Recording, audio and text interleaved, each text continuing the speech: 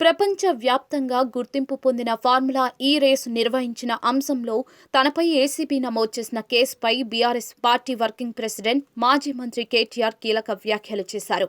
హైదరాబాద్లోని తెలంగాణ భవన్లో గురువారం రాత్రి నిర్వహించిన మీడియా సమావేశంలో కేటీఆర్ కీలక వ్యాఖ్యలు చేశారు. ప్రభుత్వం అక్రమ కేసు నమోదు చేసిందని స్పష్టం చేశారు. తాను తప్పక కేసును ఎదుర్కొంటానని, హైదరాబాద్ను ప్రపంచ పటంలో ఉంచడమే తాను చేసిన తప్ప అని నిలదీశారు. ఈ సందర్భంగా రేవంత్ రెడ్డిపై తీవ్ర ఆగ్రహం వ్యక్తం చేశారు. రేవంత్ రెడ్డిది శాడిస్ట్ మెంటాలిటీ తప్ప ఏమీ లేదు. కుంభకోణం, లంబకోణం అంటూ డ్రామాలు. దీనిపై అసెంబ్లీలో చర్చకు రమ్మంటే రారు. మంత్రివర్గంలో ఏదో చర్చలు చేస్తూ పిచ్చి పిచ్చి వేషాలు వేస్తున్నారు అని రేవంత్ రెడ్డిపై కేటీఆర్ మండిపడ్డారు. ఫార్ములా ఈ రేస్ విషయంలో సమగ్ర వివరాలు వెల్లడించారు. చంద్రబాబు నాయుడే F1 రేసును తీసుకురావాలని ప్రయత్నాలు చేశారని గుర్తు చేశారు.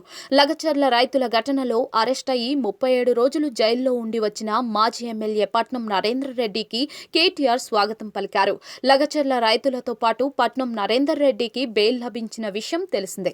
ఏసీబీ కేసు నమోదు చేయడంతో తెలంగాణ భవన్ ముందు బీఆర్ఎస్ పార్టీ నాయకులు, కార్యకర్తలు ఆందోళన చేపట్టారు. ఈ సందర్భంగా రేవంత్ రెడ్డి దిష్టిబొమ్మను దహనం చేశారు.